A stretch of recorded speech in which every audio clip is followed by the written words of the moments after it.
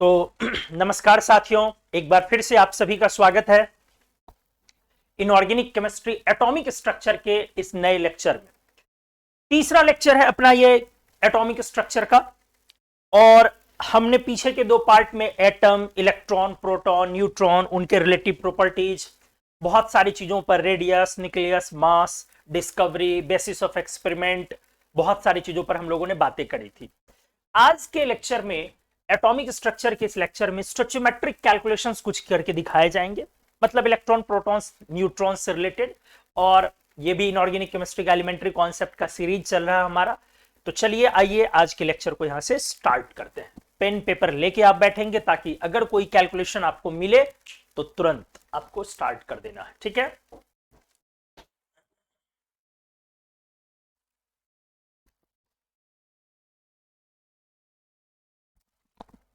आइए, सबसे पहले यहां पे मैं लिखता हूं रिप्रेजेंटेशन ऑफ एलिमेंट।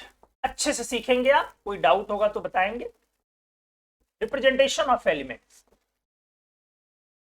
तत्वों को आप कैसे रिप्रेजेंट करते हैं, कैसे दिखाते हैं, ठीक है।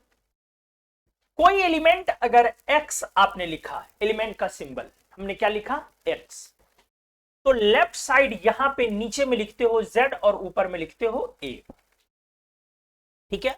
अब what is z and what is a? z का मतलब होता है, आपको पता है अच्छे से, एटॉमिक नंबर। बहुत फैमिलियर टर्म है आपके लिए, एटॉमिक नंबर, यही z है। और क्या होता है किसी भी एलिमेंट का z?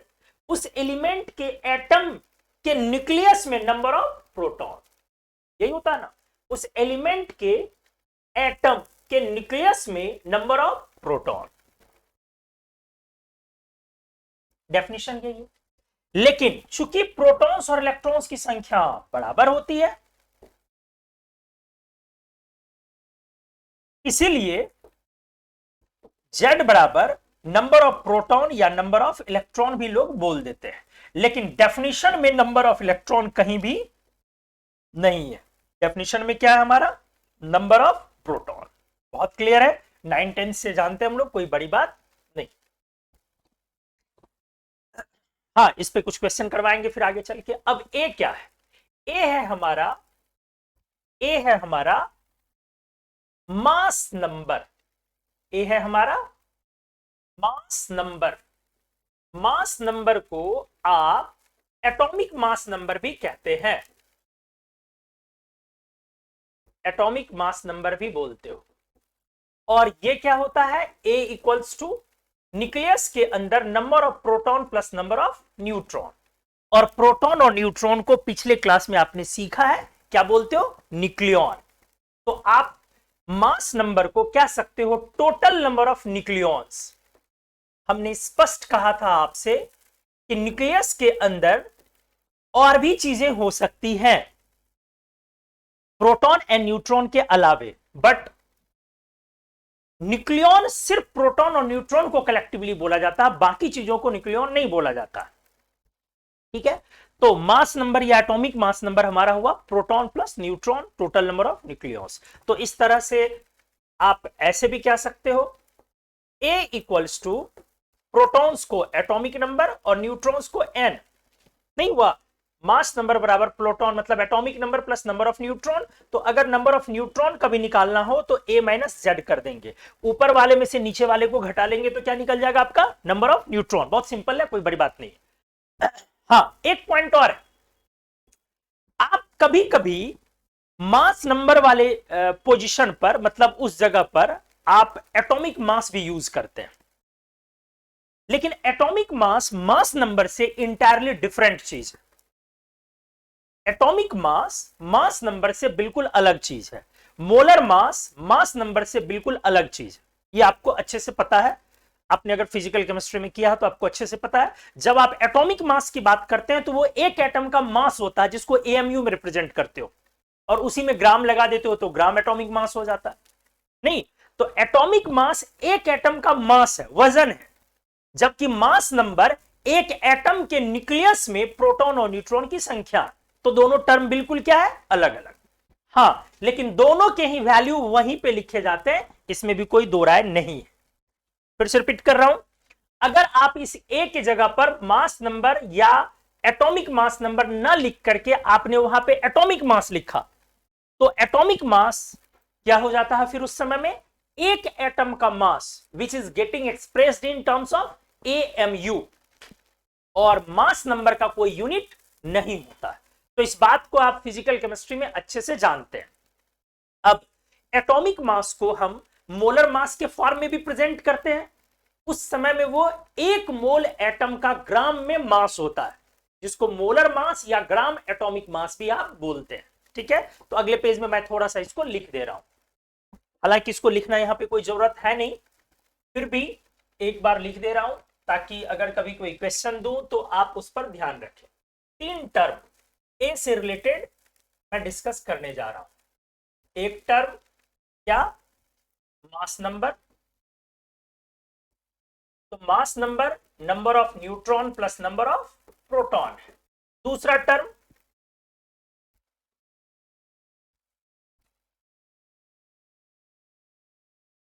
सॉरी ठीक है, दूसरा term atomic mass, atomic mass,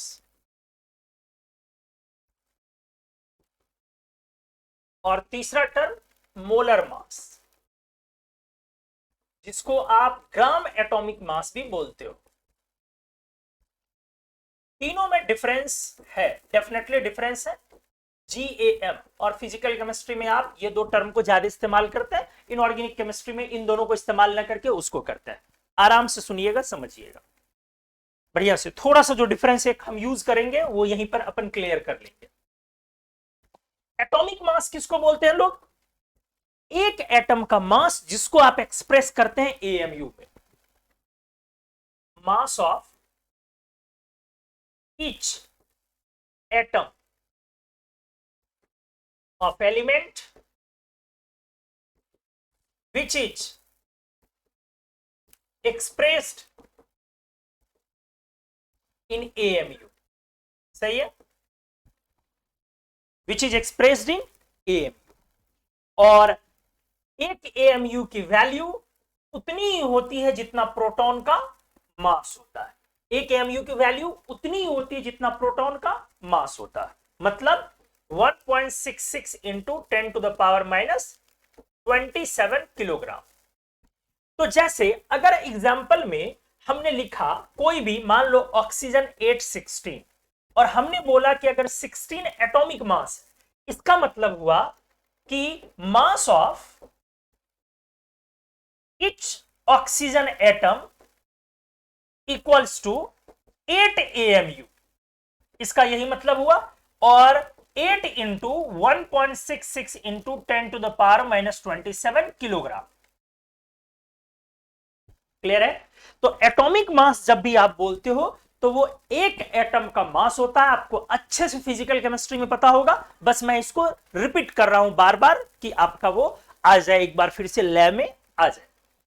और वो एक एलिमेंट के एक एटम का मास होता है जिसको मस्ट है कि एक्सप्रेस करना है किसमें, AMU में। ये एकदम जरूरी है कि जब भी आप एटॉमिक मास बोलेंगे तो वो एक्सप्रेस होगा किसमें, AMU में। आराम से सीखिएगा प्लीज।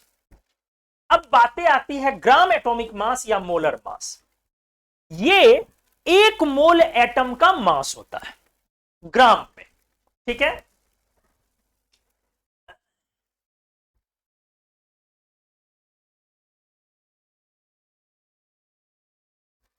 गुड, आइए देखिए, ये मास ऑफ 1 मोल ऑफ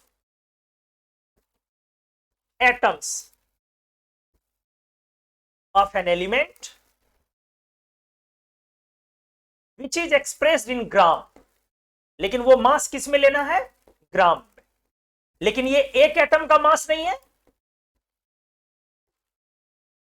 एक मोल एटम का मास है। जबकि आप एटॉमिक मास जो बोलते हो वो कितने एटम का मास होता है, वो एक एटम का। और इसको एक्सप्रेस करना पड़ता है किस यूनिट में लिखना पड़ता है, AMU की यूनिट में। और इसको किस में लिखना पड़ता है, हमेशा ग्राम में। ये एक्सप्रेस्ड इन ग्राम और वो एक्सप्रेस्ड इन AMU, यही डिफरेंस है। ये एक एटम का मास, ये एक मोल एटम का मास, दैट टू ग्राम में। अब अगर आपने मान लो कि एग्जाम्पल में ऑक्सीजन 816 लिखा, आराम से सुनेंगे, तो इसका मतलब हो गया मास ऑफ Na को ही आप एक मोल बोलते हो, mass of Na atoms of oxygen equals to 16 gram. तो इसी को आप ग्राम एटॉमिक मास बोलते हो या मोलर मास बोलते हो। क्लियर है? मतलब इसी सिंबल के लिए अगर 16 आपका मोलर मास है, बढ़िया से सुनिएगा, तो इसका मतलब हुआ कि एक मोल का मतलब 6.02 इंटू 10 टू द पावर 23 इतने एटम्स। तो एक मोल एटम्स को अगर हम वे करें, वजन करें, तो उसका वजन है 16 ग्राम। लेकिन अगर आप इस 16 को एटॉमिक मास बोलते हैं, तो आराम से सुनिएगा प्लीज, तो इसका मतलब हुआ एक ऑक्सीजन एटम, एक मोल नहीं, एक एटम का वजन 16 AMU है। सॉरी 8 लिख दिया हमने यहां, 16 AMU है। कितने एटम का वजन? एक एटम का वजन कितना है? 16 AMU।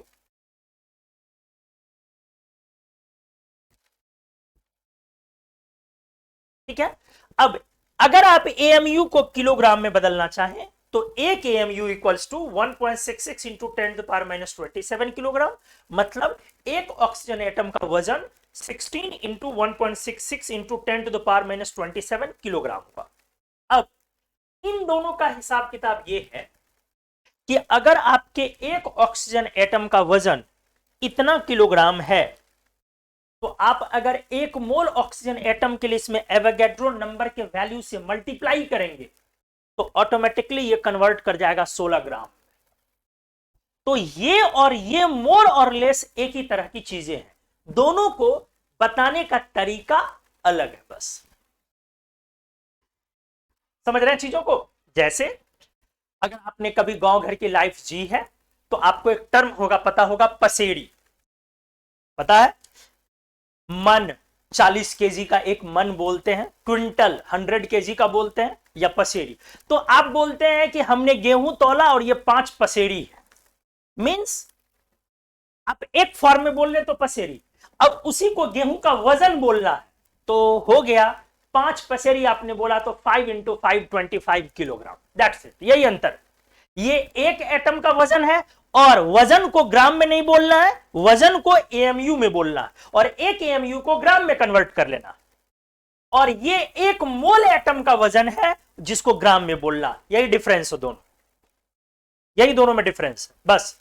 तो इसको आप कन्वर्ट करना चाहे तो इसमें कन्वर्ट कर ले सकते हैं, और जब कन्वर्ट करेंगे तो इत्तेफाक से वही वैल्यू आएगी जो ऊपर में। फर्क क्या होगा? ये एक एटम का वजन AMU में है, और ये एक मोल एटम का वजन ग्राम में। और ये भाई साहब बिल्कुल अलग है, बिल्कुल ही अलग है। अगर आपने यही 816 लिखा है, इस बात का मतलब क्या हो गया? आपका प्रोटॉन है 8, चूंकि एटॉमिक नंबर 8, और आपका न्यूट्रॉन है A minus Z equals to 16 minus 8, तो ये भी हो गया 8। और इसके हिसाब से जो हमारा मास नंबर है, वो कैसा प्रॉपर्टी होगा? Unitless property. मास नंबर जो होगा वो कैसा प्रॉपर्टी होगा हमारा? बिल्कुल पूरे का पूरे यूनिटलेस प्रॉपर्टी होगा। लेकिन इसका अपना यूनिट है एक्सप्रेस्ड इन AMU, और इसका भी अपना यूनिट है एक्सप्रेस्ड इन ग्राम। ठीक है। अब इनऑर्गेनिक केमिस्ट्री में, जैसे फिजिकल केमिस्ट्री में आपके क्वेश्चंस आते हैं, इस एलिमेंट का एटॉमिक वेट निकालो, ये वो इस तरह का आता है, एटॉमिक मास या एटॉमिक वेट, तो आपको आंसर AMU में ही करना है। इनऑर्गेनिक में जब कभी भी आपसे एटॉमिक मास बोला जाए, तो आप समझ लीजिए कि आप ग्राम एटॉमिक मास को ही यूज कर रहे हैं, दिमाग में बिठा लीजिए। मतलब जब कभी भी इनऑर्गेनिक केमिस्ट्री में किसी एलिमेंट का एटॉमिक मास हम आपसे पूछ रहे हैं, इसका मतलब आपसे एक मोल एटम का मास ग्राम में पूछ रहे हैं। क्लियर है? मतलब मोलर मास की बात होती है। तो इनऑर्गेनिक में एटॉमिक मास को हम रिप्लेस करते हैं किससे? मोलर मास से। एटॉमिक मास को सामान्य तौर पर इनऑर्गेनिक केमिस्ट्री में प्रैक्टिस में मोलर मास ही समझा जाता है। कभी आपसे अगर एटॉमिक मास पूछे, एटॉमिक वेट पूछे, तो आप इसका मतलब क्या समझेंगे? कि मोलर मास हमसे बातें की जा रही है। क्लियर हो गई है? ये तीनों में डिफरेंस सभी लोगों का क्लियर हो गया? और जो मैंने लास्ट में बोला, क्या ये बातें सभी की क्लियर हुई? हाँ या ना एक बार बोले। अगर डाउट है तो बताएं कि ये डाउट है। जब भी अपन इनऑर्गेनिक में बात करेंगे कि किसी एलिमेंट का एटॉमिक मास बताओ, तो इसका ये मतलब नहीं है कि आपको एक एटम का मास एएमयू में बताना, आपको मोलर मास बताना, एक मोल एटम का मास बताना। सभी लोग, क्या डाउट है आपका? शिवम गुप्ता, बाकी लोग यस सर लिख रहे हैं, आपका क्या डाउट है शिवम बताइए। सभी लोग बताइए, और शिवम आप अपना डाउट टाइप कीजिए जल्दी से।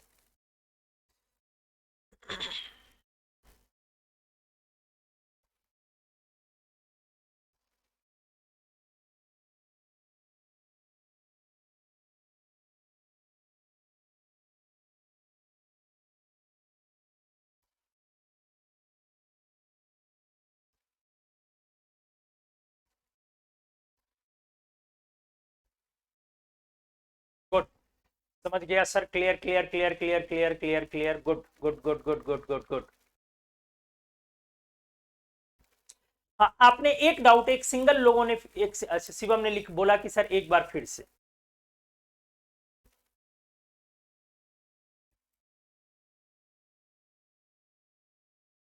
चलो शिवम एक बार फिर से मैं समझा दे रहा हूं, ठीक है? आ जाइए।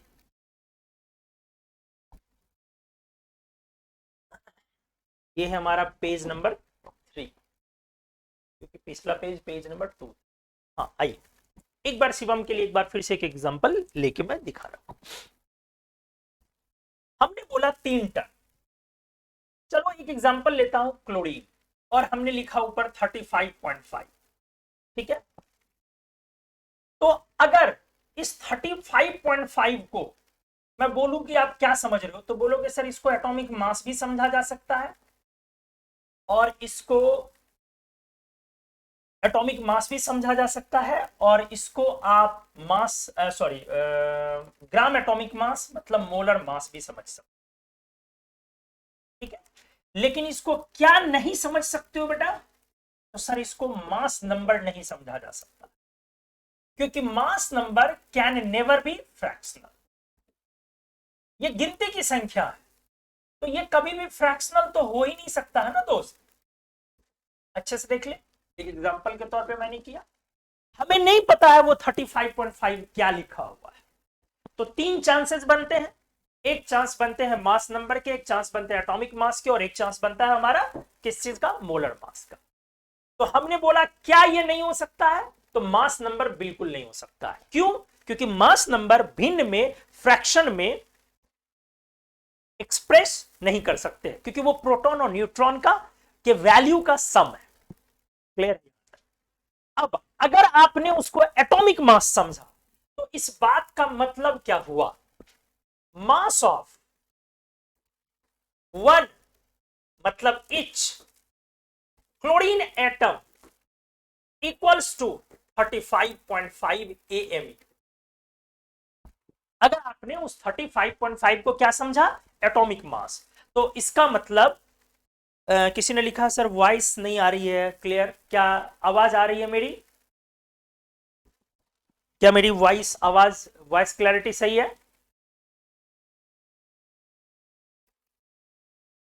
जल्दी से, जल्दी जल्दी जल्दी।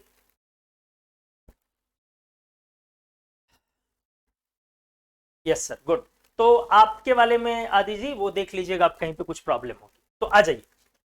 तो हमने बोला अगर आप इसको एटॉमिक मास समझते हो, तो इसका मतलब हुआ एटॉमिक मास एक एटम का मास, और उसको किस में एक्सप्रेस करना है लोग, किसमें बताना है? तो एएमयू में। इसका मतलब हुआ mass of each chlorine atom equals to 35.5 AMU. AMU भी एक वजन के लिए यूनिट है। जैसे आप ग्राम यूनिट बोलते हो, किलोग्राम यूनिट बोलते हो, वैसे एएमयू भी एक यूनिट है। क्यों सर एएमयू ही क्यों? ग्राम किलोग्राम में क्या प्रॉब्लम है? तो आप समझो, हर जगह पर अलग अलग चीजों को तौलने के लिए क्या आप अलग अलग यूनिट इस्तेमाल नहीं करते हो? जैसे आप चावल खरीदने जाओ तो क्या ग्राम में चावल खरीदते हो? नहीं, किलोग्राम में खरीदते हो। समझो मेरी बातों को।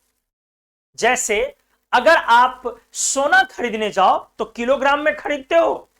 नहीं, आप बहुत अमीर हो तो ग्राम में खरीदोगे, थोड़े हमारे तरह गरीब हो तो मिलीग्राम में खरीदोगे। ठीक है, तो अलग अलग जगह आपने वजन के लिए अलग अलग चीजें इस्तेमाल करी कि नहीं करी। ठीक है, तो एटम का मतलब अगर कहीं मार्केट में बाजार में एटम मिले तो आप मिलीग्राम में भी एटम नहीं खरीद सकते। क्यों नहीं खरीद सकते? मिलीग्राम में मतलब कितने एटम्स आ जाएंगे उसका कोई हिसाब किताब ही नहीं है, बहुत एटम्स आ जाएंगे, तो आप मिलीग्राम में भी एटम्स नहीं खरीद सकते। झूठ सर जी, अरे सच बोल रहे हैं बेटा, आपकी कसम खा के कहते हैं, फरवरी का महीना, झूठ कैसे बोल सकते इस महीने में हम, एकदम सच कह रहे हैं। तो हमने बोला कि अगर एटम बाजार में मिले तो एटम को खरीदना होगा, तो एटम को जो वजन किया जाएगा वो एटम का वजन मिलीग्राम या किलोग्राम में नहीं हो सकता है, एटम का वजन एएमयू उसके लिए एक यूनिट रखा जाएगा। अब जैसे ग्राम को भी आप किलोग्राम में समझते हो, किसी ने बोला कि 200 ग्राम तो आप समझ रहे हो 1/5 किलोग्राम, किसी ने बोला 100 ग्राम तो समझ रहे हो 1/10 किलोग्राम, समझ रहे हो ना। तो उसी तरीके से एएमयू को भी आप ग्राम में समझ सकते हो। एएमयू यूनिट क्यों आया? क्योंकि एटम एक्सट्रीमली हल्की चीज है, अत्यधिक हल्की चीज है, जिसको हम मिलीग्राम में तौल ही नहीं सकते। मिलीग्राम में फिर करोड़ों अरबों नहीं, खरबों नहीं, कितने एटम्स आ जाएंगे उसका कोई हिसाब किताब नहीं है। इस वजह से एटम्स को वजन करने के लिए, वे करने के लिए हमारे पास जो यूनिट होगा वो यूनिट होगा एएमयू। फिर से किसी ने बोला sir voice is not clear, क्या ये बात सही है कि आवाज क्लियर नहीं आ रही है? मुझे तो लग रहा है कि क्लियर आनी चाहिए, और किसी ने शिकायत नहीं करी अभी तक।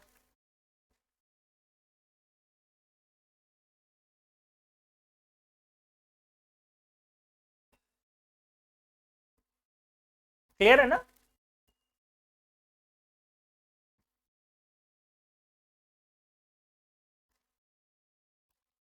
क्लियर है तो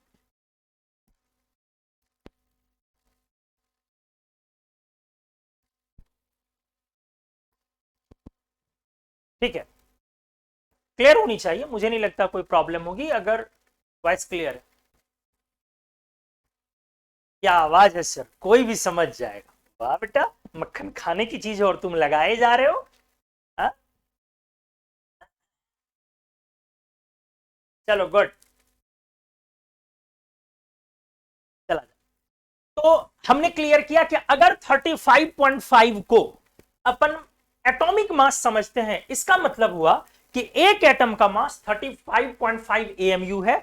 और अगर आप इसको किलोग्राम या ग्राम में समझना चाहते हो तो आप इसको क्या सकते हो, 35.5 इंटू 10⁻⁻20, सॉरी,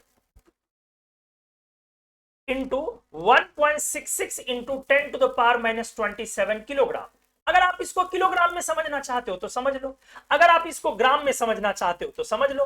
तो 10⁻24 ग्राम, आप जिसमें समझना चाहते हो समझ लो। लेकिन अगर नहीं कुछ बोल रहा है तो इसका मतलब एटॉमिक मास, एक एटम का मास है और वो एएमयू में लिखा जाएगा। अब बातें कर रहे हैं हम मोलर मास की। अगर इस 35.5 को समझा जाए मोलर मास, क्या समझा जाए? Molar mass. इसका मतलब हुआ मास ऑफ 1 मोल,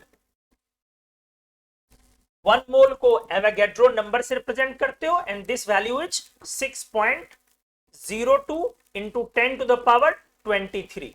इतने को आप 1 मोल बोलते हो। मास ऑफ, हालांकि एवोगैड्रो नंबर और एवोगैड्रो कांस्टेंट दोनों अलग अलग टर्म है, इसलिए एवोगैड्रो नंबर बोलना ज्यादा अच्छा होता है।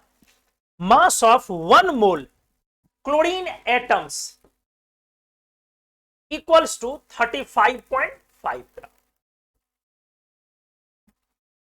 अगर आपने इसको क्या समझा, मोलर मास या gram atomic mass, molar mass या ग्राम एटॉमिक मास, अगर आपने ये समझा तो इसका मतलब क्या हुआ कि 1 मोल क्लोरीन एटम्स का मास 35.5 ग्राम।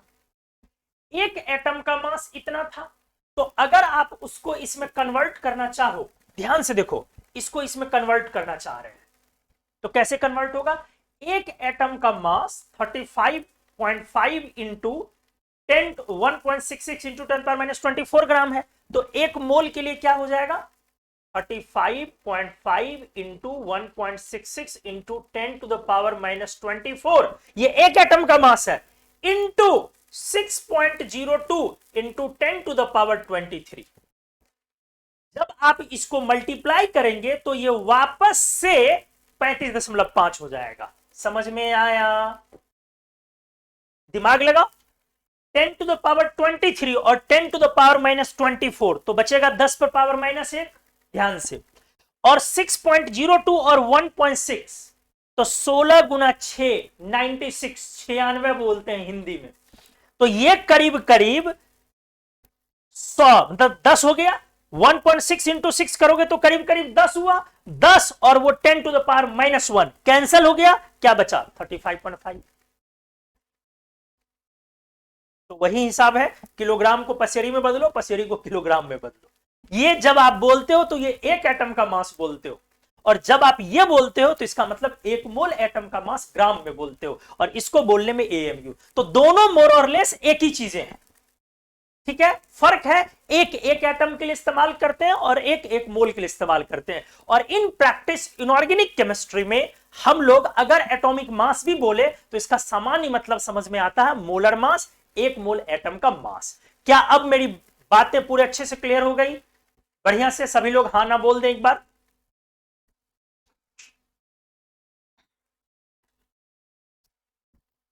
सभी लोग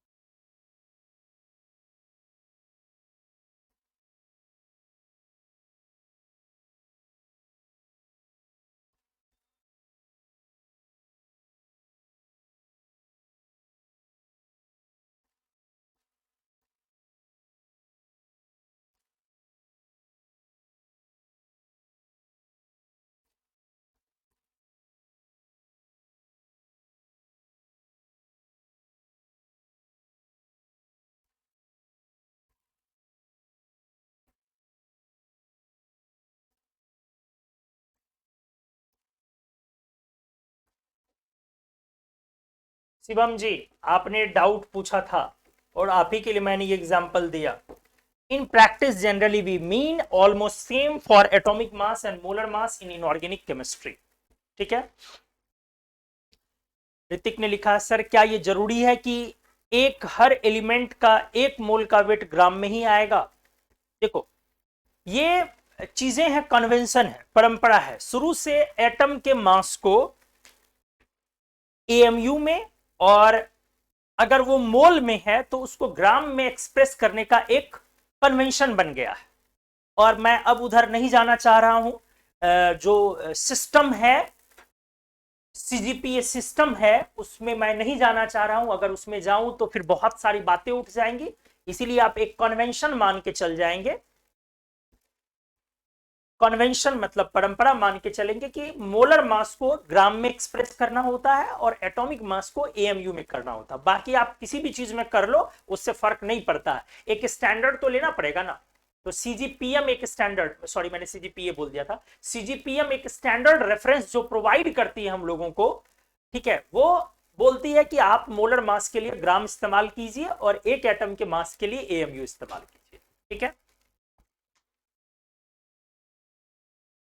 शिवम ने लिखा है कि बट सर आपने जो मल्टीप्लाई किया वो समझ में लिया। मैंने बोला बेटा ये देख, ये एक एटम का मास इतना ग्राम आया, इसमें है क्या, 1 मोल का एटम मास निकाल के देखो क्या इतना ही आता है कि नहीं। अगर वही आया तो सेम चीजें हो जाएंगी। तो 1 मोल का एटम निकालोगे तो एक एटम का इतना, तो 1 मोल की वैल्यू 6.02 10⁻23 हमने मल्टीप्लाई करी है यहाँ पे।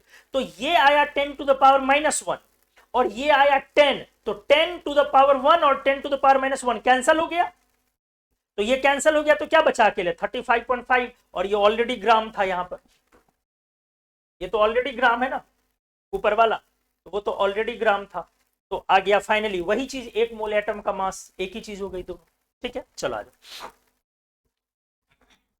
हर चीज को मत सीजीपीएम मत ध्यान दो, अगर जानना हो सीजीपीएम क्या गूगल करो, क्लास में हर चीजों को मत ज्यादा खींचा करो, खींचोगे तो फिर बाकी लोगों को परेशानी हो जाएगी। तो चलो हमने एक एग्जांपल के थ्रू ये क्लियर कर दिया। हाँ, ये हमने क्लियर किया कि ये मास नंबर नहीं हो सकता क्योंकि मास नंबर फ्रैक्शनल नहीं हो सकता। ठीक है, तो अब मैं वापस से आता हूं इस पेज नंबर 2 पे। Z atomic number, number of proton और नंबर ऑफ इलेक्ट्रॉन इक्वल हो गया। A is mass number, number of proton plus number of neutron, number of nucleons बोलते हैं, और A की जगह आप एटॉमिक मास भी लिख सकते हैं और वो भी मोलर मास भी लिख सकते हैं, वो अलग मैटर। अब आ जाइए, what is X? X is symbol. X क्या है? Symbol of element. और जो एलिमेंट का सिंबल है, पहले ये सिंबल जो पुराने ट्रेंड्स आ रहे हैं वो उनके लैटिन नेम से लिए गए। एलिमेंट का जो लैटिन नामकरण है, इसके पीछे का एक लंबा इतिहास है। ग्रीक भाषा का, लैटिन भाषा का अपना एक इतिहास है। उन लोगों की पहले केमिस्ट्री में ज्यादा चलती थी। अमेरिका वालों का वर्चस्व बाद में आया, रशिया वालों का बाद में आया। जब इन लोगों ने बहुत सारे एलिमेंट्स की डिस्कवरी करी तब इन लोगों का आया। अदरवाइज जो शुरुआत का समय था, काफी पहले का, जब यूनिट्स वगैरह आना स्टार्ट हुआ था, उस समय में केमिस्ट्री में ग्रीक लैंग्वेज और लैटिन लैंग्वेज वगैरह ज्यादा उस समय प्रचलन में थे, तो नेमिंग भी वहीं से कॉपी हो गई। ठीक है, तो शुरुआत के एलिमेंट्स का नाम जो पड़ा वो सब आज भी लैटिन नेम पर ही कॉपी हो गया। लेकिन अब जो नए नए एलिमेंट आए वो सब अलग अलग कंट्री के साइंटिस्ट ने जो ढूंढा या वहां की यूनिवर्सिटीज ने जो ढूंढी उसके अकॉर्डिंग नाम आ गया। रदरफोर्डियम अमेरिका वालों ने रख दिया, 5, 6, 7, 8 एलिमेंट अमेरिका वालों ने ढूंढा, 7, 8 एलिमेंट रशिया वालों ने ढूंढा, 4, 5 एलिमेंट जापान वालों ने ढूंढा। इंडिया के नाम पे आप जानते हैं बाबा जी का ठुल्लू है और कुछ नहीं हो सकता। हम लोगों के यहाँ पॉलिटिक्स, राजनीति, ये सब चलेंगे। एलिमेंट हम थोड़ी ना ढूंढ सकते हैं, हम ढूंढेंगे मंदिर कहाँ है, मस्जिद कहाँ है, ये सब हम ढूंढने में माहिर हैं। गाय हमारे यहाँ क्या होता है, इंटरनेशनल एलिमेंट कंपाउंड सब कुछ है, दूध भी देती है, वोट भी देती है, बहुत काम की चीज है। आगे आइए, तो सिंबल ऑफ एलिमेंट हमने बोला कि ये कहां से लिया गया है, drawn from Latin word root conventionally. लेकिन ये पुराने वाले एलिमेंट्स के लिए है, नए के लिए नहीं। कन्वेंशनली मतलब परंपरागत तरीके से। ठीक है, जैसे आपने अगर लिखा ध्यान से Fe, तो Fe आपने कहां से लाया? अगर आपने लिखा Cu कहां से लाया? अगर आपने लिखा Na कहां से लाया? K कहां से लाया? अगर आपने लिखा Sn कहां से लाया? अगर आपने लिखा Sb कहां से लाया? अगर आपने लिखा Ag कहां से लाया? अगर आपने लिखा Pb कहां से लाया? अगर आपने लिखा Hg कहां से लाया? अगर आपने लिखा Au कहां से लाया? समझ रहे हैं? तो ये लैटिन वर्ड रूट मतलब लैटिन नेम से ये सारे आए हैं।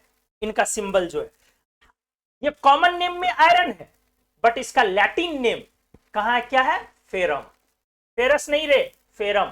फेरस एलिमेंट नहीं होता, फेरस आयन होता। ठीक है, तो ये देखिए यहां से Fe वर्ड आया।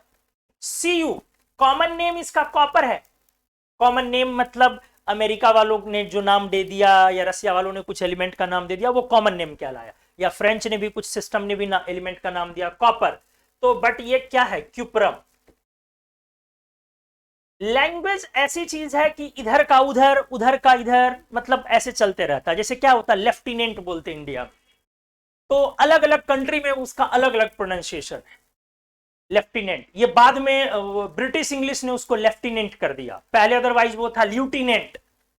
वो किस कंट्री का है मैं भूल रहा हूं, जो आप आर्मी में लेफ्टिनेंट कर्नल बोलते हो, एक्चुअली वो किस कंट्री का है मैं भूल रहा हूं। वो नेमिंग शायद फ्रेंच का ही है, फ्रेंच सिस्टम। हाँ एग्जैक्टली, फ्रेंच सिस्टम ये। तो उन लोगों के according that was lieutenant. But वही जब ब्रिटिश ने कॉपी किया और कॉपी किया तो इन लोगों को अब अलग तरीके से बोलना, भाई कुछ तो डिफरेंट दिखे हमारा।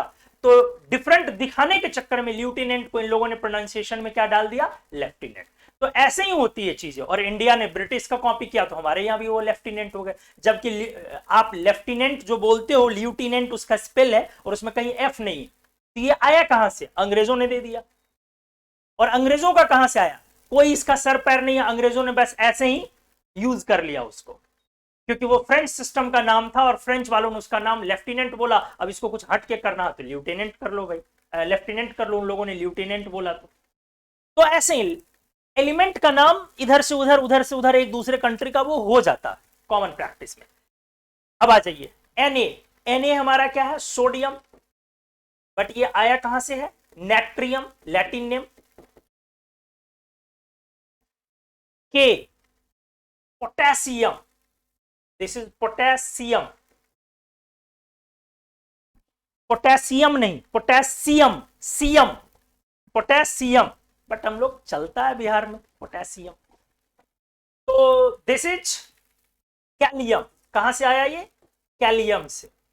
ये के लिया। टीन, बट आया कहां से? स्टेनम से।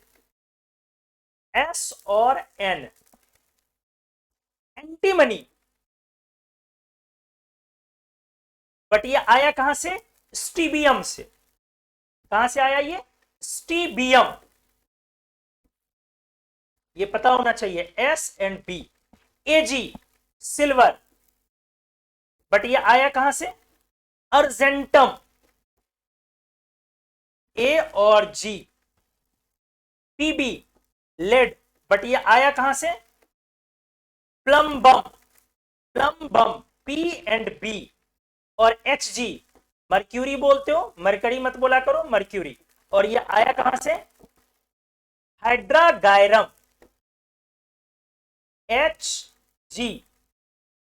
ठीक है। अभी मैं बोल रहा था एयू। एयू क्या बोलते हो आप इसको? गोल्ड। बट ये आया कहां से? Aurum, A you. समझ रहे हो ना? टंगस्टन, टंगस्टन मत बोला करो, टंगस्टन। तो आप इसको टंगस्टन बोलते हो, बट ये आया कहां से? वोल्फ्रम। ये आपके एनसीईआरटी में दिया हुआ रहता है, तो आपको पता होना चाहिए। आप समझ रहे हो मैंने क्या बोला? मैंने बोला एलिमेंट का जो ये सिंबल है, ये सिंबल लिया गया है लैटिन वर्ड रूट से। तो बहुत सारे एलिमेंट का जो कॉमन नेम है उसी में सिंबल छुपा हुआ है। जिंक, Zn छुपा हुआ है। रेबिडियम, Rb छुपा हुआ उसी में। सीजियम उसी में Cs छुपा हुआ है।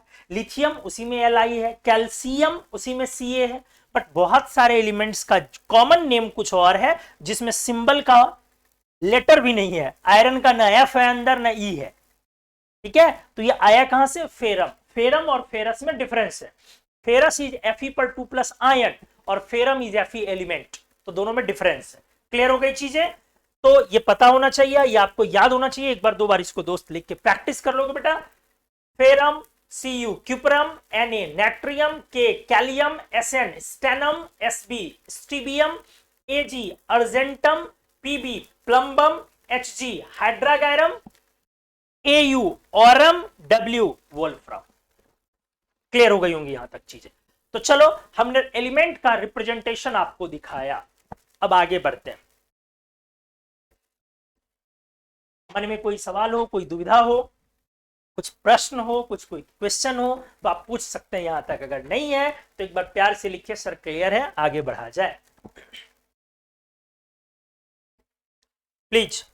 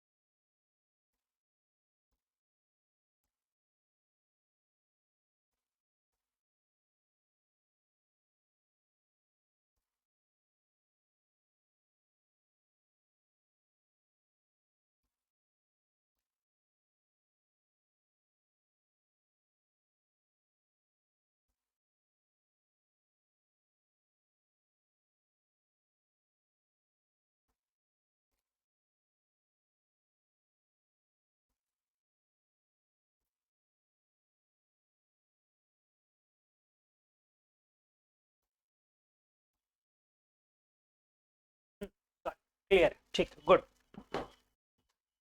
ठीक है, चलो आगे बढ़ता हूं।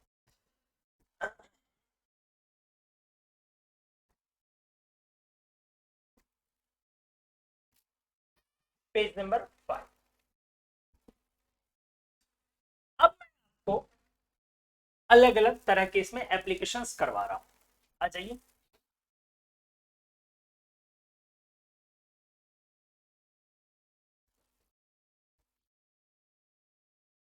सबसे पहला एप्लीकेशन मैं पूछ रहा हूं, right the atomic number for given substances. नीचे दिए हुए सब्सटेंसेज का एटॉमिक नंबर बताना। तैयार रहिए। सबसे पहला मैंने आपको बोला F-। जल्दी से बताओ आंसर क्या लिखोगे। एटॉमिक नंबर 9 या 10?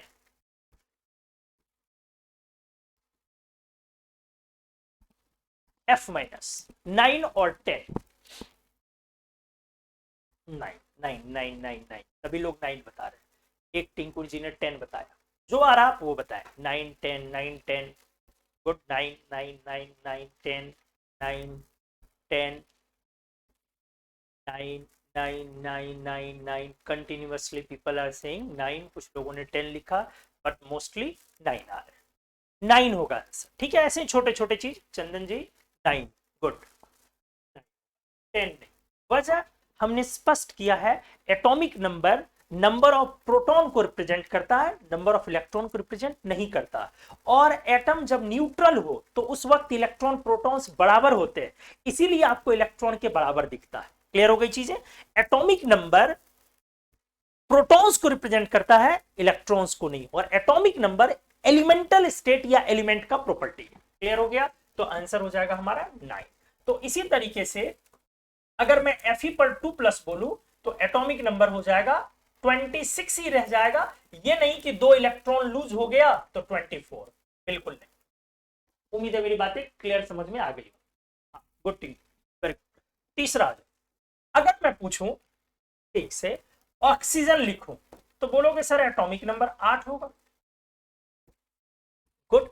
अगर मैं आपसे बोलूं कि O2 का एटॉमिक नंबर क्या होगा तो आपके सामने मैं ऑप्शन दे रहा हूं। ठीक से O2 आप 8 बोलोगे, या आप 16 बोलोगे, या आप बोलोगे नॉट डिफाइंड। बताओ क्या बोलोगे। 8, 16 और नॉट डिफाइंड। चलिए आंसर्स आने स्टार्ट हो गए। 8, 8, 16, 8, 8 not defined, not defined, 8 not defined, 16। एकदम जो आ रहा है एकदम आराम से सीखो। 16, 16 नॉट डिफाइंड, O2 का डिफाइंड नहीं होगा। 9, 8, 9 तो खैर पीछे वाला, आप अभी वीडियो में पीछे होंगे इसलिए not defined. Good, very good, very good. बहुत अच्छा जवाब दीजिए, जो भी आए एकदम देना चाहिए। एलिमेंट नहीं है O2 इसलिए not defined. Good. Not defined, not defined, not defined. Maximum लोग नॉट डिफाइंड पर आ रहे हैं। गुड। अच्छा मैं बताता हूं। सबसे पहले इस कॉन्सेप्ट को समझो। Atomic number is the property of elements and elemental forms। अच्छे से सीखेंगे। एटॉमिक नंबर प्रॉपर्टी होती है एलिमेंट्स की और एलिमेंटल फॉर्म्स की। एलिमेंटल फॉर्म्स की तो ऑक्सीजन किस एलिमेंटल फॉर्म में, मतलब किस तात्विक अवस्था में नेचर में पाया जाएगा। O2 के फॉर्म। क्लियर भी चीजें। ऑक्सीजन नेचर में किस फॉर्म में पाया जाएगा। O2 के फॉर्म में। और O2 ही उसका एलिमेंटल फॉर्म है, एलिमेंटल स्टेट है। तो एटॉमिक नंबर परिभाषित ही है, डिफाइन ही है किसके लिए, एलिमेंट के लिए या एलिमेंटल स्टेट के लिए। कोई भी एलिमेंट किसी न किसी एलिमेंटल स्टेट में पाया जाएगा तो एटॉमिक नंबर डिफाइन होगा। इसीलिए अच्छे से जान जाओ, इसका एटॉमिक नंबर आप 8 बोलोगे, ना 16 ना 95। आराम से सुनो। नेचर में ऑक्सीजन किस एलिमेंटल फॉर्म्स में पाए जाते हैं? एग्जाम्पल में elemental forms of oxygen, elemental forms of oxygen मतलब नेचर में ऑक्सीजन किस फॉर्म में पाए जाते हैं? O2 के फॉर्म में, O3 के भी तो फॉर्म में पाए जाते हैं, इसीलिए इसका भी एटॉमिक नंबर 8 होगा और इसका भी एटॉमिक नंबर 8 होगा। अब रहा सवाल, कंपाउंड के लिए एटॉमिक नंबर डिफाइन नहीं होता है। किसके लिए डिफाइन नहीं होता? कंपाउंड के लिए। बट कंपाउंड की डेफिनेशन समझो। प्रॉब्लम क्या है मैं समझ रहा हूं आपको क्यों नॉट डिफाइंड आ रहा था। कंपाउंड की डेफिनेशन होती है जब दो डिफरेंट एलिमेंट एक दूसरे से कंबाइन करके मॉलिक्यूल बनाते हैं तो उस मॉलिक्यूल के कलेक्शन को कंपाउंड बोलते हैं। पॉइंट हमने क्या बोला, अच्छे से देखो। हमने बोला जो आप कंपाउंड समझ रहे हो ये क्या हो गया? कलेक्शन ऑफ आइडेंटिकल मॉलिक्यूल्स, एक तरह के मॉलिक्यूल्स का connection which get formed by chemical combination of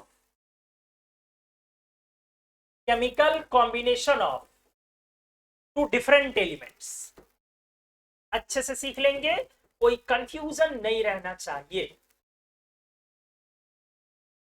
हमने बोला कंपाउंड क्या है? दो अलग अलग एलिमेंट जब रिएक्ट करेंगे और वो मॉलिक्यूल बनाएंगे तो मॉलिक्यूल का कलेक्शन, संग्रह इज कंपाउंड या यौगिक। दो अलग अलग एलिमेंट, डिफरेंट एलिमेंट्स का केमिकल कॉम्बिनेशन होगा, लेकिन डिफरेंट एलिमेंट्स का, तो इससे बनेंगे मॉलिक्यूल, उसी मॉलिक्यूल का कलेक्शन। क्लियर है? जैसे एग्जांपल में अगर कार्बन और ऑक्सीजन दो डिफरेंट एलिमेंट ने कंबाइन किया और मान लो बनाया CO, तो CO मॉलिक्यूल तैयार हुआ। अब इसी मॉलिक्यूल का कलेक्शन CO, ढेर सारा CO मॉलिक्यूल आया, तो इसी का जो कलेक्शन है, संग्रह, कलेक्शन ऑफ CO मॉलिक्यूल्स, अब ये कहलाया कंपाउंड। समझ में आ गया अच्छे से? Compound CO। अब अगला पॉइंट, एलिमेंटल स्टेट में भी मॉलिक्यूल हो सकता है और कंपाउंड में भी मॉलिक्यूल हो सकता है। ये एलिमेंटल स्टेट बिल्कुल नहीं है। अब आइए, ये जो ऑक्सीजन है, ध्यान से सुनिएगा, ये तो एलिमेंट है लोग, क्या है ये? एलिमेंट है। अब लेकिन इसका जो एलिमेंटल फॉर्म है वो क्या है? O2 है मान लो थोड़ी देर के लिए। एलिमेंटल फॉर्म क्या है? तो ये है कलेक्शन ऑफ O2 मॉलिक्यूल्स। तो मॉलिक्यूल के वजह से कंफ्यूजन होता है लोगों को। मॉलिक्यूल्स एलिमेंट में भी हो सकते हैं और मॉलिक्यूल्स कंपाउंड में भी हो सकते हैं। क्या बोला हमने? मॉलिक्यूल एलिमेंट में भी हो सकते हैं और मॉलिक्यूल कंपाउंड में भी हो सकते हैं, दोनों में मॉलिक्यूल हो सकते हैं। कंपाउंड का भी बेसिक चीज मॉलिक्यूल, कंपाउंड का बेसिक चीज डेफिनेटली मॉलिक्यूल ही है, लेकिन एलिमेंट का बेसिक चीज मॉलिक्यूल हो सकता है। जैसे ऑक्सीजन में O2 मॉलिक्यूल है, लेकिन सोडियम में कोई मॉलिक्यूल नहीं है, मेटल में कोई मॉलिक्यूल नहीं होता, अणु नहीं होता, उसमें एटम ही रहते हैं अलग अलग। तो बिल्कुल भी आप नहीं कहेंगे कि O2 कंपाउंड है, एकदम सख्त मना करूंगा। O2 को कंपाउंड बिल्कुल नहीं कहेंगे, दूर दूर तक नहीं कहेंगे, एकदम कंफ्यूजन में आप इसको हटा लो। ठीक है, कभी कभार किसी ने यूज कर लिया तो कोई बड़ी बात नहीं है, हम भी कभी कभार यूज कर लेते हैं यार, हो जाती है चीजें, लेकिन ऑक्सीजन O2 को हम कंपाउंड नहीं बोलेंगे, ये ध्यान देना आपको। क्लियर है? लेकिन सर O2 में तो नंबर ऑफ प्रोटॉन ट्वाइस होगा ना, तो एटॉमिक नंबर 8 कैसे होगा? फिर एटॉमिक नंबर का डेफिनेशन क्या था? Number of protons inside each nucleus of an atom of any element. किसी एलिमेंट मतलब कलेक्शन के प्रत्येक एटम में, अगर एटम नहीं है तो मॉलिक्यूल है ना, तो मॉलिक्यूल में भी तो एटम है, उस एटम के न्यूक्लियस में प्रोटॉन की संख्या। क्लियर हो गया उज्जवल आपका? एटॉमिक नंबर के लिए एलिमेंटल स्टेट में अगर मॉलिक्यूल भी है तो पहुंचना पड़ेगा एटम में। मॉलिक्यूल में एक से ज्यादा एटम है, लेकिन आपको पहुंचना पड़ेगा किसमें? एक एटम के न्यूक्लियस में कितना है, वो आपका एटॉमिक नंबर डिफाइन होगा। तो एटॉमिक नंबर डिफाइन ही है कि परिभाषित ही है किसके लिए? एलिमेंट्स के लिए और एलिमेंटल फॉर्म्स के लिए। एलिमेंटल फॉर्म्स में मॉलिक्यूल हो सकता है, लेकिन एलिमेंटल फॉर्म्स कंपाउंड नहीं हो सकता। क्लियर हो गई चीजें अच्छे से? हाँ बिल्कुल उज्जवल, हर एटम का हम लोग देखेंगे। तो कभी भी आप O2 को कंपाउंड नहीं बोलेंगे। यूज कभी किसी ने कर लिया तो समझ लीजिए ठीक है, रफली चल रहा है, लेकिन O2 कंपाउंड नहीं हुआ, O2 हमारा क्या हुआ? एलिमेंट हो। ठीक है, तो चलो अब आ जाओ। तो हमने आपसे पूछा कि O2 का एटॉमिक नंबर, तो आंसर हो गया 8। Page number 6। चलो नेक्स्ट पेज पे आता हूं, पेज नंबर 7। ये हमारा था डी। तो अब आया ई। अगर हमने पूछा CO2 एटॉमिक नंबर क्या होगा, बताइए? 6 या 8 या 22 या नॉट डिफाइंड?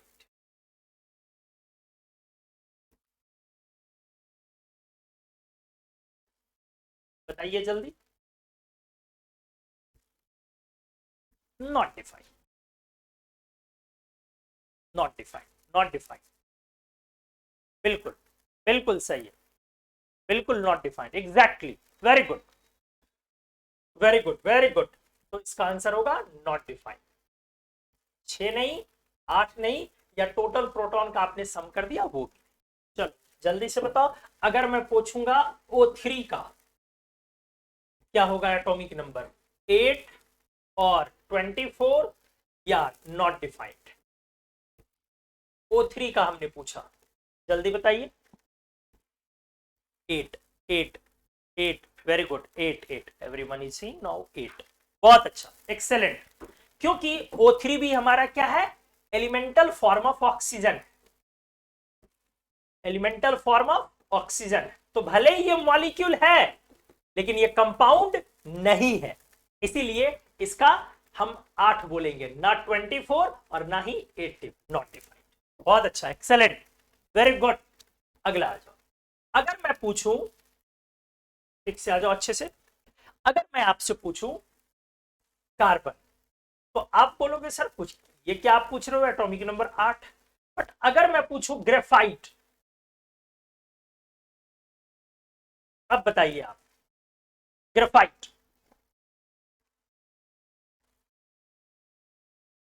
6 बोलूं या नॉट डिफाइंड बोलूं?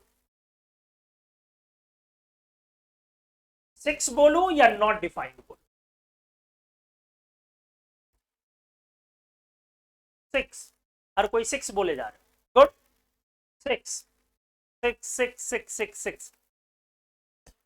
आते जाओ आते जाओ आते जाओ, गुड। सारे लोग 6 एकदम ठोके जा रहे हो, बस 3 लोगों ने नॉट डिफाइंड लिखा है, टिंकू जी ने, सुरेश जी ने, चंदन जी ने, और बाकी सारे लोग, सारे के सारे लोग 6 6 6 6 6 6 भर दिए हो सभी लोगों। वेरी गुड, एग्जैक्टली 6 होगा। अभी हमने क्या पढ़ाया दोस्त? हमने बोला atomic number is defined for elemental states या एलिमेंट्स। तो ग्रेफाइट कार्बन का एलिमेंटल फॉर्म है, एलोट्रॉप्स। समझ में आ गया? कार्बन के बहुत सारे एलिमेंटल फॉर्म्स हैं, कार्बन जिसमें नेचर में पाया जाता है। हमने आपको कार्बन का एलोट्रॉप्स पढ़ाया है, बहुत सारे होते हैं, जिनमें से ग्रेफाइट, डायमंड, फुलरीन्स के अलावे भी बहुत सारे हैं, क्यू कार्बन, ग्लासी कार्बन, नहीं है, बहुत तरह के हैं, मतलब इसका कोई और छोर नहीं है, इतना सारा है। तो सब क्या है? एलिमेंटल फॉर्म है, इसलिए इन सब के लिए एटॉमिक नंबर आप क्या डिफाइन करेंगे? 6 ही डिफाइन करेंगे, इसीलिए 6। जिन लोगों ने लिखा था नॉट डिफाइंड, क्या क्लियर हो गया आपका? ये सारे एलोट्रॉप्स ऑफ कार्बन है, और ये एलोट्रॉप्स जो है वो एलिमेंटल फॉर्म ही है। एलोट्रॉप्स क्या होता है, हमने आपको पढ़ा है एलोट्रॉप्स क्या होता है, एलिमेंट का ही different forms, different structural forms. Carbon का एटॉमिक नंबर 8 लिख दिया हमने, 6 हो गया, ठीक है चलो, क्लियर हो गया, good good good good, very good. चलो अब आ जाओ, तो अगर दोस्त मैं बोलूं C60 का एटॉमिक नंबर बताना है, एटॉमिक नंबर क्या होगा, 6 या 360 या नॉट डिफाइंड?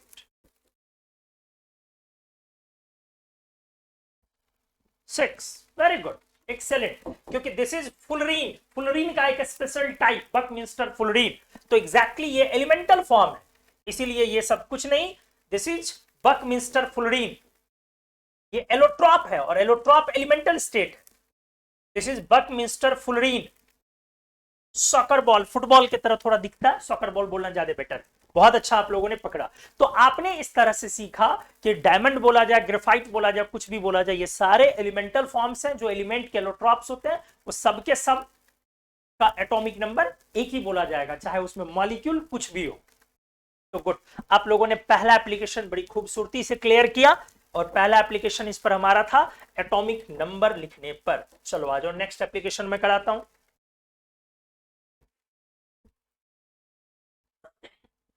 आ जाइए, मैंने यहां पे दिया an atom having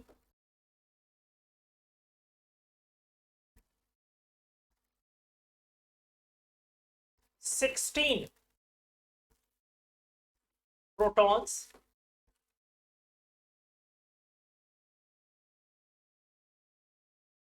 18 neutrons and 18 electrons.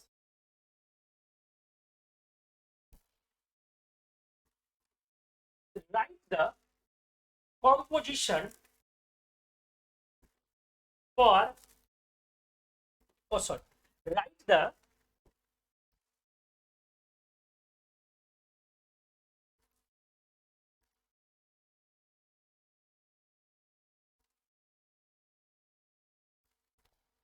representation, oh,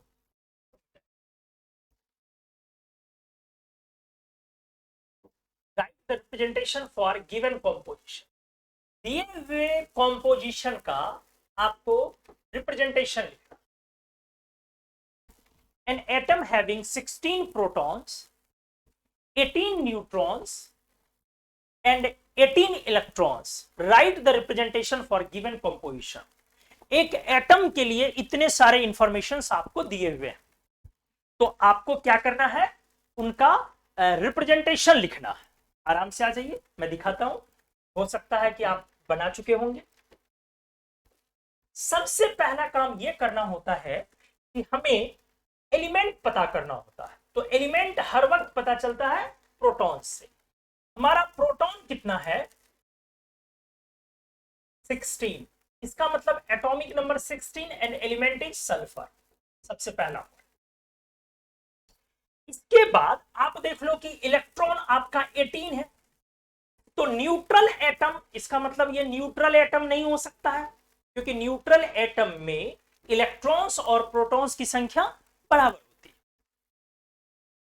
neutral atom में इलेक्ट्रॉन्स और प्रोटॉन्स की संख्या बराबर होती है, तो आपने प्रोटॉन के बराबर इलेक्ट्रॉन था, उसमें 2 इलेक्ट्रॉन एक्स्ट्रा ऐड किया, इसीलिए आपका सिंबल S पर 2- आएगा। क्लियर है? आपका जैसे ही एलिमेंट वहां पर सल्फर हुआ, तो एक चीज तो क्लियर हो गया कि सिंबल S आया। अब अगला, चूंकि आपके पास 2 इलेक्ट्रॉन एक्स्ट्रा है, तो जब आप 1 इलेक्ट्रॉन लेते हो तो 1-, 2 इलेक्ट्रॉन लोगे तो 2-, क्योंकि इलेक्ट्रॉन के लिए आपने रिलेटिव चार्ज माइनस लिखा है पिछले क्लास में। तो ध्यान से, S पर हमने अभी तक क्या अप्रोच किया, 2-, और नीचे क्या अप्रोच किया, 16, क्योंकि एटॉमिक नंबर 16 है। ध्यान से इसका एटॉमिक नंबर 16 होगा, ना कि 18। हमने अभी अभी क्लियर किया, इलेक्ट्रॉन का लॉस और गेन होता है, लेकिन एटॉमिक नंबर वही रह जाता है, इसलिए एटॉमिक नंबर 18 नहीं होगा, एटॉमिक नंबर 16 ही होगा। अब अगला पॉइंट, मैं बात कर रहा हूं न्यूट्रॉन्स कितने हैं, तो न्यूट्रॉन्स हमारा है दिया हुआ 18।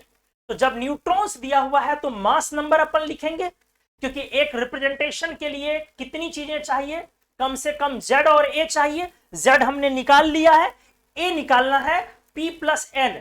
p अपना कितना है दोस्त, p 16 और n कितना दिया हुआ है 18 इक्वल्स टू 34। तो इस तरह से हमारा रिप्रेजेंटेशन क्या बन जाएगा,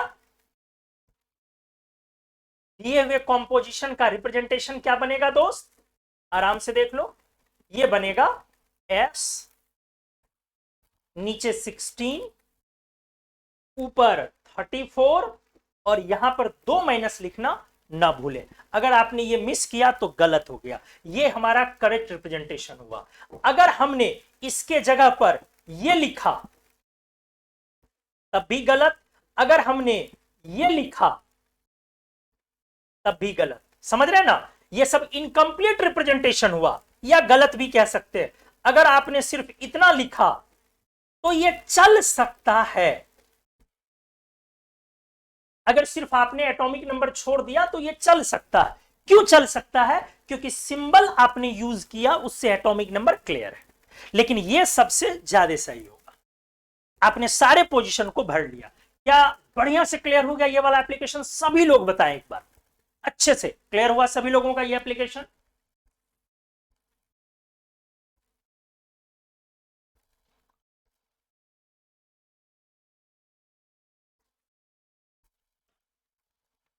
good, very good. Aman Raj ने लिखा sir repeat the concept please. ठीक है, चलो एक बार और रिपीट कर देता हूं। हमने क्वेश्चन दिया कि एक एटम जिसके पास प्रोटॉन्स है 16 न्यूट्रॉन्स, बाकी सभी लोगों ने यस सर लिखा, गुड। न्यूट्रॉन्स है 18 और इलेक्ट्रॉन्स है 18। तो हमने बोला इस दिए हुए कॉम्पोजिशन, कॉम्पोजिशन आप समझते हैं संरचना का सिंबल लिखना है, रिप्रेजेंटेशन लिखना है। तो किसी भी एलिमेंट का जब रिप्रेजेंटेशन लिखते हो तो जेड और ए को दिखाना मस्ट है। जेड छोड़ भी दोगे तो चल सकता है क्योंकि सिंबल से जेड क्लियर हो जाता है, बट ए को दिखाना मस्ट। तो अब आ जाओ, हमने सबसे पहले एलिमेंट को पकड़ना स्टार्ट करा। तो एलिमेंट पकड़ में आएगा एटॉमिक नंबर से, और एटॉमिक नंबर पकड़ में आएगा प्रोटॉन्स की संख्या से। तो प्रोटॉन्स अपनी है लोग 16, तो एटॉमिक नंबर 16 हो गया, और 16 की वजह से सल्फर, और सल्फर से सिंबल मिल गया एस, पहला स्टेप। दूसरा स्टेप इलेक्ट्रॉन है 18। तो सामान्य तौर पे प्रोटॉन और इलेक्ट्रॉन बराबर होते हैं क्योंकि एटम न्यूट्रल होता है, बट यहां पर 2 इलेक्ट्रॉन एक्स्ट्रा है प्रोटॉन से। इसका मतलब क्या है, 2 माइनस आपको लाना पड़ेगा, इसीलिए एस नहीं चलेगा, एस पर 2 माइनस चलेगा। तो एस पर 2 माइनस देना ही देना होगा, ये भी मस्ट है, क्योंकि अगर आपने नहीं दिया तो इसका मतलब समझ जाएगा आपने न्यूट्रल एटम बना दिया है, तो फिर गलत हो जाएगा। अगला पॉइंट, न्यूट्रॉन 18 दे रखा है। तो न्यूट्रॉन जब 18 दे रखा है तो हम न्यूट्रॉन की मदद से मास नंबर लिख सकते हैं। प्रोटॉन्स कितना है 16 और न्यूट्रॉन्स कितना 18, तो 34। हमने रिप्रेजेंटेशन बनाया इस तरह से, s पर 2 माइनस 16 34। हमने बोला अगर आप इस 2 माइनस को छोड़ देंगे तो भी गलत होगा। क्यों गलत हो जाएगा, आपने न्यूट्रल एटम बना दिया, जबकि इंफॉर्मेशन में दिया हुआ है 2 इलेक्ट्रॉन एक्स्ट्रा है।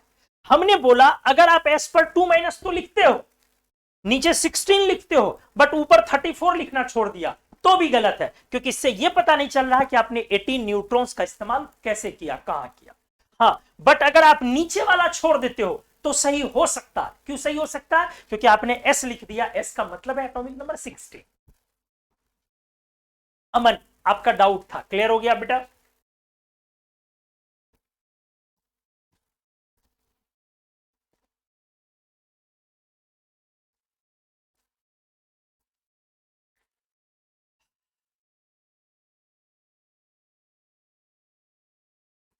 गुड, आ जाओ अगले एप्लीकेशन पर मैं दिखाता हूं आपको।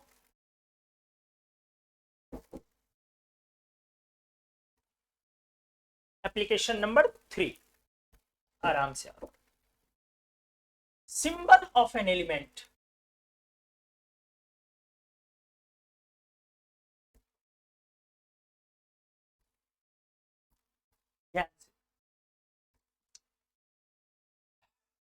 रिप्रेजेंट्स,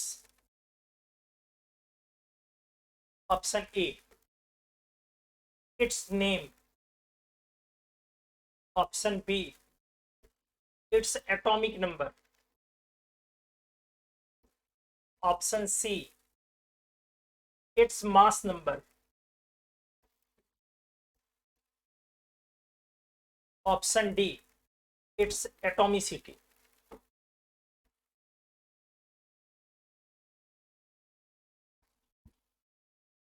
क्या बताएं? Symbol of an element represents, किसी एलिमेंट का सिंबल किस चीज को रिप्रेजेंट करता है?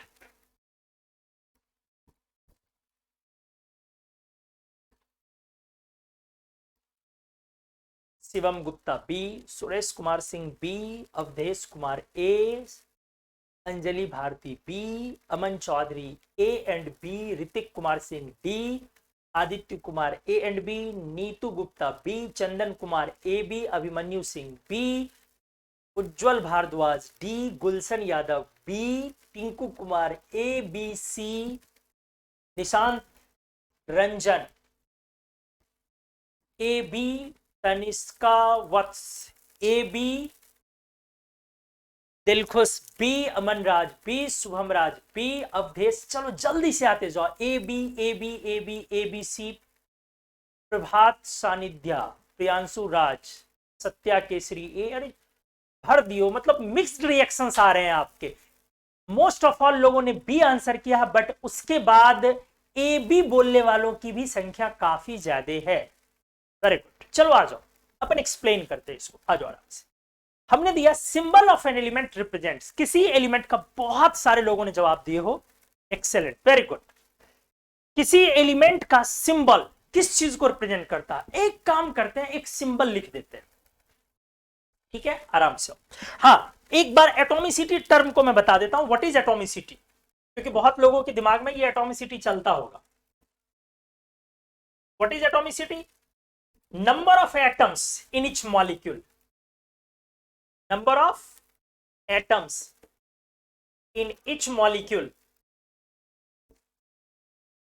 of an element or compound। किसी एलिमेंट के प्रत्येक मॉलिक्यूल में जो नंबर ऑफ एटम्स होते हैं, जैसे हाइड्रोजन अगर आपने लिखा H2 बोलते हैं आप, तो इसकी एटॉमिसिटी बोली जाएगी 2। अगर आपने फास्फोरस बोला P4, तो इसकी एटॉमिसिटी बोली जाएगी 4। आप समझ चुके होंगे। आप कंपाउंड के लिए भी डिफाइन हो जाता है, लेकिन एलिमेंट के लिए ज्यादा सटीक होता है, ठीक है। जैसे H2SO4, तो 4H2SO4, 4 2 6 1 7, समझ गए होंगे। तो हमने बोला किसी एलिमेंट का सिंबल किस चीज को रिप्रेजेंट करता है। एक काम करते हैं, अपन एक सिंबल लिखते हैं, कोई भी, कुछ भी, मान लो हमने लिख दिया O, एक सिंबल। अब सोचो किस किस चीज को दिखाता? क्या ओ से कोई नाम पता चलता है? बिल्कुल चलता है, आंसर है यस। कौन सा नाम पता चलता है? तो सर ओ से पता चलता है ऑक्सीजन। क्या ओ से ऑक्सीजन छोड़ के कुछ और भी पता चलता है? तो बिल्कुल नहीं, ओ का मतलब सिर्फ और सिर्फ ऑक्सीजन है, इसीलिए अपना ए तो आंसर होगा ही होगा, ए तो होना ही होना। अब आ जाओ B, A B C D चारों लिख देता हूं, जो गलत होगा उसको काटूंगा। एटॉमिक नंबर, क्या ओ लिखने से एटॉमिक नंबर क्लियर है कि नहीं? बिल्कुल है, कैसे नहीं है भैया? बिल्कुल है। ओ लिखने से एटॉमिक नंबर 8 क्लियर है, और ये 8 एटॉमिक नंबर किसी और सिंबल के लिए इस्तेमाल नहीं होता है, इसलिए ओ लिखने से आपका एटॉमिक नंबर भी क्लियर है, इसीलिए हमारा बी भी करेक्ट जा रहा है, ए भी करेक्ट जा रहा है, बी भी करेक्ट जा रहा है, ठीक है। ए भी करेक्ट है, बी भी। अब आ जाओ सी पे, मास नंबर। क्या ओ लिखने से कोई मास नंबर क्लियर हो रहा है क्या? मैंने पूछा क्या ओ लिखने से कोई मास नंबर क्लियर हो रहा है क्या? कोई बोलोगे कि हाँ सर क्लियर हो रहा है 16, मैं बोलूंगा क्यों भैया 17 क्यों नहीं, क्यों भैया 18 क्यों नहीं? क्योंकि एलिमेंट के आइसोटोप्स होते हैं समस्थानिक, और आइसोटोप्स की संख्या निश्चित नहीं होती है, इसीलिए कोई सिंबल लिखने से उसका मास नंबर क्लियर नहीं हो सकता, क्योंकि तत्वों के समस्थानिक होते हैं, आइसोटोप्स होते हैं, इसीलिए हमारा सी नहीं होगा। अब आ जाओ डी, एटॉमिसिटी। क्या ओ लिखने से एटॉमिसिटी क्लियर होगा? बोलो। तो आंसर आप बोलोगे कि सर होगा क्लियर दो, मैं बोलूंगा क्यों, तीन क्यों नहीं भैया? दो अगर O2 के लिए इस्तेमाल होगा तो तीन O3 के लिए।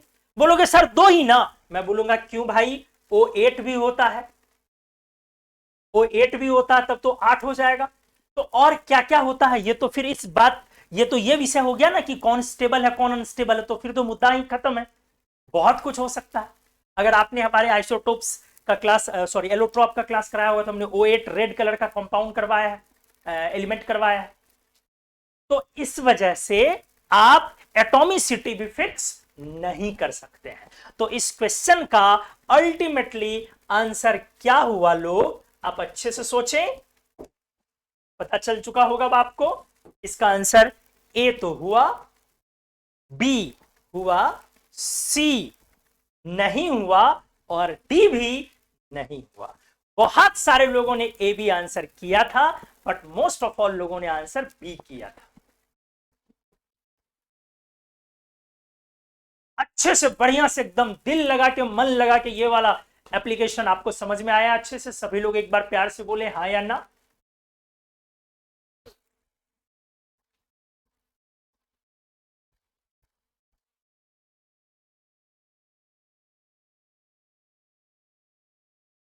Yes sir, yes sir, yes sir, जी सर, यस सर, हम sir. Good good good good good good, very good. Yes yes yes yes, चमक गया सर, वाह। नेक्स्ट एप्लीकेशन सर, अब अगले पे जाने के लिए उतारू है भाई साहब, एकदम फर्स्ट क्लास नहीं। यस सर, वेरी गुड, बहुत अच्छा। तो चलो आज की क्लास को यहीं पे छोड़ देता हूं, अभी बहुत सारे अच्छे अच्छे और प्यारे प्यारे एप्लीकेशंस करने हैं, अगले क्लास में करवाते हैं। एक पूरी क्लास एप्लीकेशंस की और इसमें करवाते हैं। एटॉमिसिटी गुलशन को समझ में नहीं आया बेटा, एटॉमिसिटी हो गया कोई भी एलिमेंट में अगर मॉलिक्यूल है, हालांकि इसको फिजिकल केमिस्ट्री में पढ़ते हो, कोई भी एलिमेंट में अगर मॉलिक्यूल है तो मॉलिक्यूल में कितने एटम है एक मॉलिक्यूल। जैसे मान लो आपने बोला ओजोन, ओजोन एक एलिमेंट है, ऑक्सीजन एलिमेंट है, तो O3 के एक मॉलिक्यूल में कितने एटम है? 3।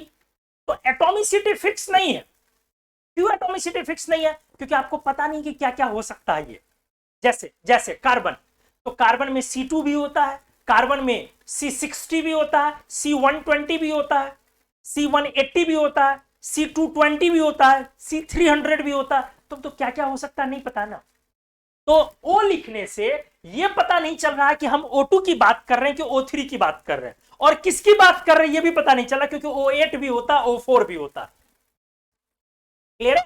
तो एटॉमिसिटी इस वजह से कंफर्म नहीं कर सकते हैं। तो आज के लिए बस इतने पे ही मैं इस एप्लीकेशन को खत्म करता हूं। चलो आप लोगों को बहुत अच्छा लगा एप्लीकेशन, तो बहुत अच्छी बात है, वेरी गुड। अगले क्लास में मैं बहुत और भी अच्छे अच्छे एप्लीकेशंस करवाऊंगा। सारे लाइव क्लासेस आप अटेंड करें, लाइव मतलब लाइव अटेंड करें। लाइव अटेंड करोगे तो मेरी भी एनर्जी अच्छी रहती है। उम्मीद करता हूं आप जैसा ऑफलाइन में मुझे देखते होंगे जिस एनर्जी से या अच्छे तरीके से करवाते हुए, वैसा ही मैं ऑनलाइन में भी करवा रहा हूं। और मैं चाहता हूं कि आप ऑनलाइन एकदम अपने आप को डिसिप्लिन्ड हो करके उसी दौरान, जैसे ऑफलाइन में उतनी देर में सारी चीजें क्लियर कर लेते हो, आप उतनी देर में क्लियर करो। ठीक है? डिसिप्लिन हो जाओ तो आपका रैंक भी राहुल की तरह 99.73 परसेंटाइल। बायो वालों का कभी नहीं आ सकता है, क्योंकि ये IIT वालों का आता है। चलो राहुल के लिए एक बार फिर से हम लोग बहुत खुश हैं और प्राउड फील करते हैं। 99.73 परसेंटाइल अपने फर्स्ट अटेम्प्ट में लाना बहुत डिफिकल्ट काम है, बट उसने लाया है। गुड जॉब राहुल, और हम लोग मिलते हैं फिर अगले क्लास में। Thank you so much, bye bye. ऐसे ही प्यार करते रहिए, एप्लीकेशंस करते रहिए, और इनऑर्गेनिक केमिस्ट्री पढ़ते रहिए। Thank you so much, bye bye.